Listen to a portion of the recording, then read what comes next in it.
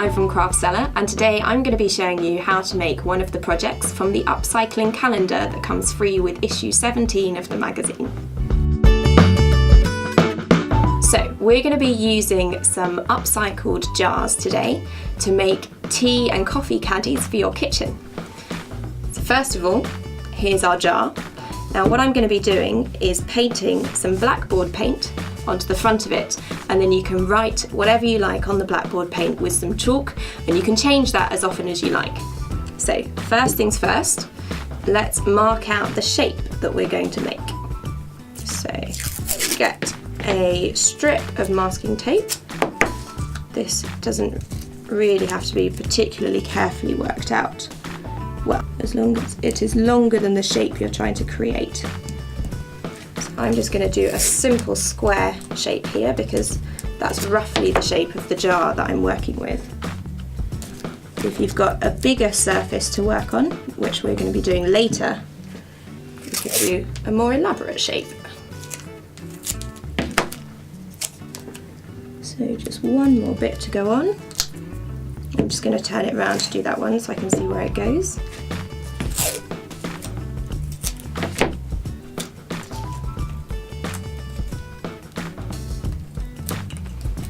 And there we go. That's our first shape. So our next job is now to fill in this square with blackboard paint. Now you should be able to get this from most hardware stores, and it is very similar to the stuff that we used to have at school, and it will allow you to customize your jars with ease. So I've given it a quick stir, which is what the instructions said. Now I don't want too much paint on my brush. I'm just going to paint within the lines that I've made with the masking tape.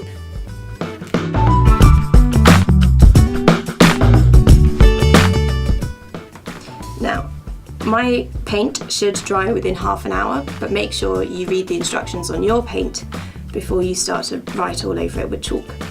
So I'm going to put that to one side now. Now that we've painted that one, I'm going to show you what it should look like once the paint is dry and you have peeled off your masking tape. So on this one, I used a slightly less equal shape, just to add a little bit of interest. And once I'd peeled off all the masking tape, I just needed to neaten up the edges a little bit, and there we go. And we've filled this one with tea bags. So on the front, guess what? I'll be writing tea. Okay, I haven't written on a chalkboard in quite a long time, so I'm being relatively careful, but the beauty is, if it doesn't work, I can wipe it off and start again. Now because the idea is that you're going to be selling these, it might be worth selling an offcut of a sponge or a small bit of cloth. You could even embroider with your company name that your customers can use for when they want to change their label. And there we go. Now another idea, if you've got a jar which isn't quite as pretty as our lovely Kilner jars and has writing all over the lid, you can use the same blackboard paint to decorate the, well, to cover the lid, and then write on here instead. Should we have tea again? Let's have a nice cup of tea. There you go. Another technique which you could try is to use a template like this one. So just draw a simple shape onto a piece of paper, like I've drawn this flower shape here, which might suit customers that have a more traditional kitchen, and then blue tack it to the inside of the jar. Now I've been doing quite a lot of painting recently, so I feel like I've got my hand in, but if you want to practice, especially if you've got new paintbrushes, so that your work is nice and neat, that's a good idea as well. I'm just carefully working my way around the outline.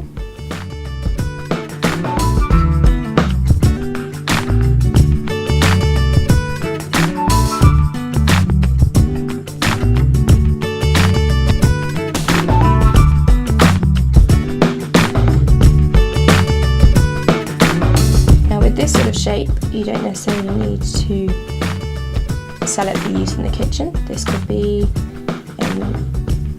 a little girl's bedroom full of her crayons, for instance.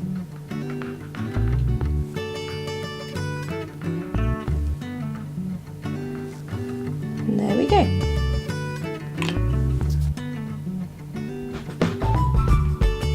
Thank you very much for watching this how-to video. I hope you enjoy making your kitchen caddies, and make sure you send us lots of photos of how you get on with the project.